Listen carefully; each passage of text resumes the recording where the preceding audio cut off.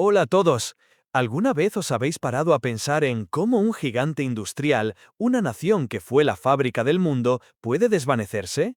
¿Cómo un país que fabricaba la mitad de los bienes del planeta simplemente dejó de hacerlo? Imaginen esto por un momento.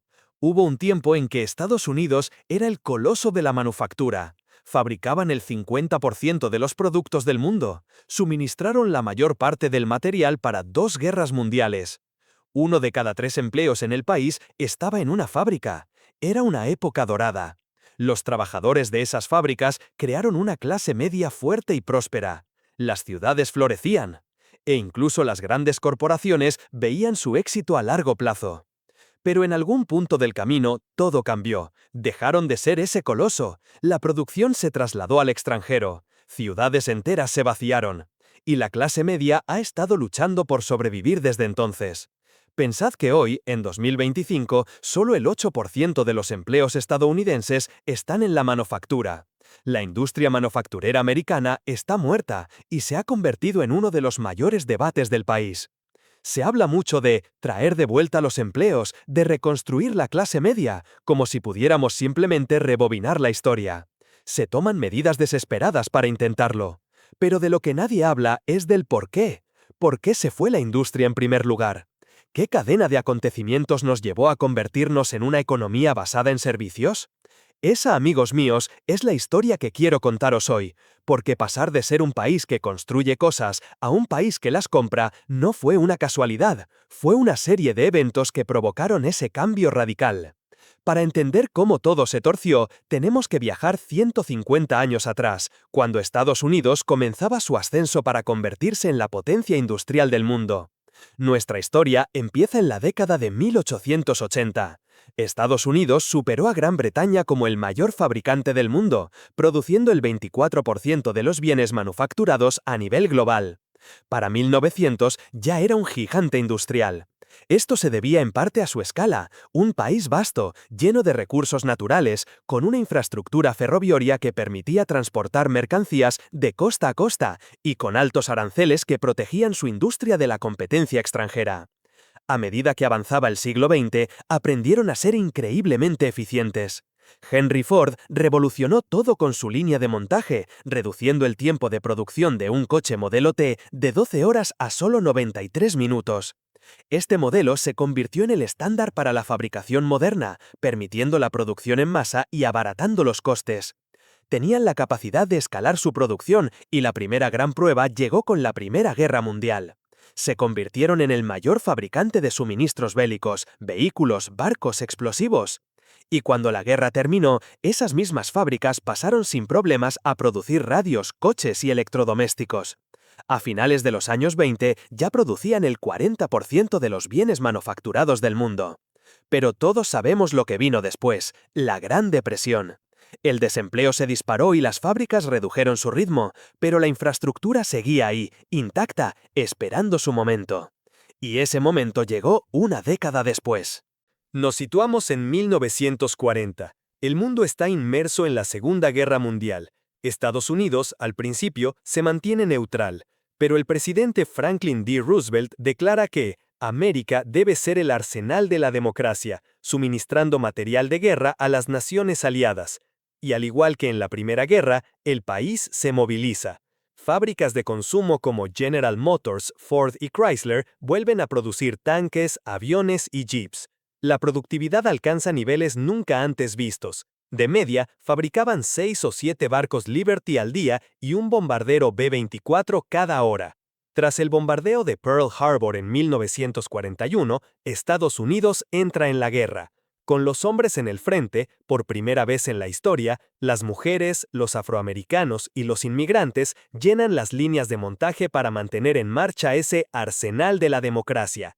Al final de la guerra, habían producido casi 2/3 de todo el equipo militar aliado. Hablamos de 297,000 aviones, 86,000 tanques, 2 millones de camiones militares. Se consolidaron como la economía más fuerte del mundo, con casi la mitad del PIB mundial, y la manufactura estaba en su apogeo. Al final de la década, producían la mitad de los bienes manufacturados del planeta. Y esto continuó. Al terminar la guerra, si algo se fabricaba, lo más probable es que estuviera hecho en EU. Coches, acero, electrodomésticos tenían una ventaja que nadie más poseía. Mientras Europa y Asia estaban en ruinas, sus fábricas, protegidas por dos océanos, estaban intactas. Tenían, básicamente, el monopolio. El mundo los necesitaba desesperadamente. Con el Plan Marshall, por ejemplo, dieron a Europa Occidental más de 13.000 millones de dólares para reconstruir sus economías. Un dinero que, por supuesto, benefició a los propios americanos, porque los europeos lo usaban para comprar sus productos manufacturados. El dinero volvía directamente a casa. La producción de acero, coches, productos químicos, todo alcanzó récords históricos. Y a principios de los años 50, 1 de cada 3 empleos era en la industria. En esa época, un solo sueldo podía mantener una casa, un coche y unas vacaciones para toda una familia. Es la era que muchos recuerdan como la Gran América. Pero mientras se acomodaban en su trono, otros países estaban reconstruyendo sus economías y empezaban a ponerse al día. Estaban a punto de enfrentarse a una competencia como nunca antes la habían conocido. Aquí es donde la historia da un giro. Hay que admitir que no llegaron a la cima solo por su habilidad y trabajo duro, hubo mucha suerte. Primero, tenían recursos naturales en abundancia. Segundo, durante las guerras no tenían enemigos cerca. Y tercero, dos océanos gigantes los protegían. Es muy fácil ser el número uno cuando no tienes competencia y todos los demás países están siendo bombardeados. Pero en cuanto el mercado se abrió y la competencia empezó a llegar, se dieron cuenta de que quizás no eran tan buenos como pensaban. En los años 60, Alemania y Japón ya habían reconstruido sus fábricas, y la competencia empezó a golpear. Uno de los mayores disruptores fue el Volkswagen Escarabajo alemán, que se convirtió en el coche de importación más vendido en 1960 por ser asequible, eficiente, pequeño y con un diseño peculiar. Luego, a principios de los 70, los coches americanos empezaron a perder atractivo. En 1973, la OPEP impuso un embargo de petróleo a EU, cuadruplicando el precio de la gasolina. ¿Y qué haces cuando la gasolina se pone por las nubes? Buscas coches que consuman menos. Y los coches americanos, aunque espectaculares, eran tragones. Un Ford LTD de 1973 apenas hacía 20 kilómetros por galón, mientras que un Honda Civic japonés de ese mismo año superaba los 48. Cuando intentaron competir fabricando coches más pequeños, los resultados fueron desastrosos, con problemas de seguridad como el famoso Ford Pinto que explotaba. Para 1980, los coches japoneses ya tenían el 18% del mercado estadounidense. Los japoneses se centraron en la precisión y la calidad y hacían productos mucho mejores. Sony, por ejemplo, fabricaba televisores más baratos, ligeros y con mejor imagen que los americanos. A mediados de los 70, los televisores asiáticos ya representaban el 30% del mercado. Y entonces llegó la señal de alarma definitiva. Durante décadas, EU había tenido un superávit comercial, es decir, exportaba más de lo que importaba. Pero a finales de los 70, la balanza se invirtió. Tenían un déficit comercial. Importaban más de lo que exportaban. Y justo cuando estaban perdiendo terreno frente a la competencia extranjera, una fuerza invisible llegó para perturbarlo todo aún más. A finales de los 70, la economía estadounidense estaba por los suelos. Se enfrentaban a algo llamado estanflación, crecimiento económico lento, alto desempleo y alta inflación. Para combatir esto, el presidente de la Reserva Federal, Paul Volcker, declaró la guerra a la inflación y subió los tipos de interés a máximos históricos del 20%. Se conoció como el shock de Volcker.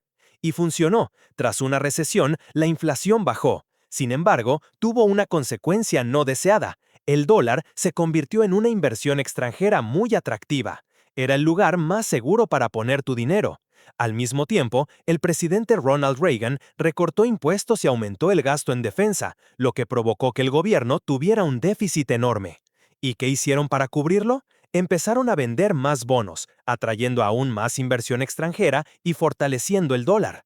El valor del dólar subió un 50% entre 1980 y 1985, y esto fue un problema gigantesco para la industria, porque significaba que cada producto americano que se exportaba era ahora un 50% más caro.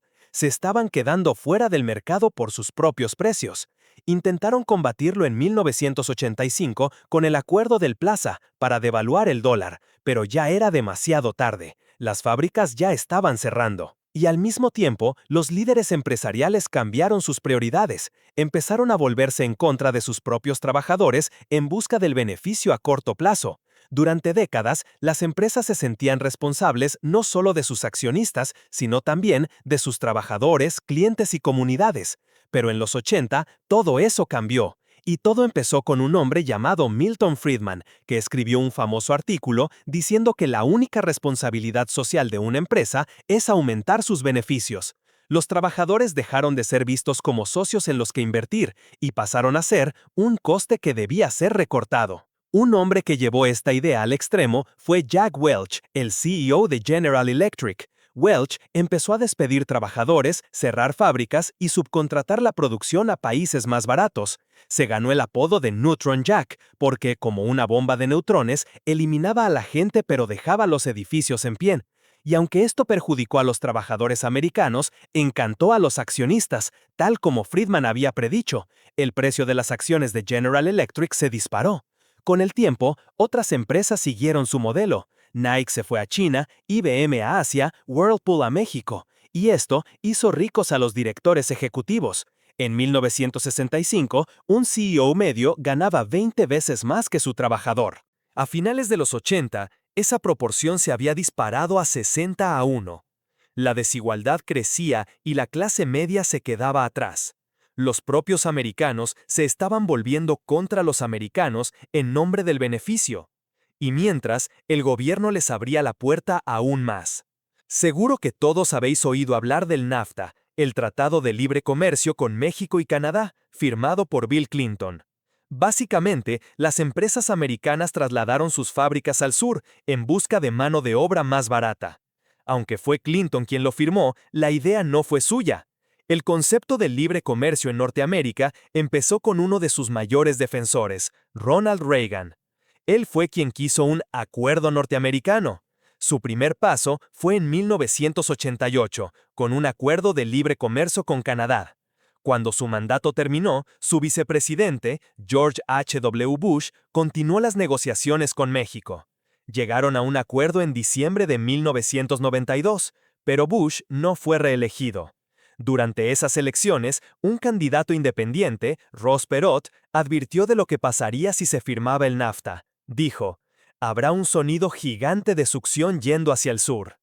La gente se rió de él, pero el tiempo le daría la razón.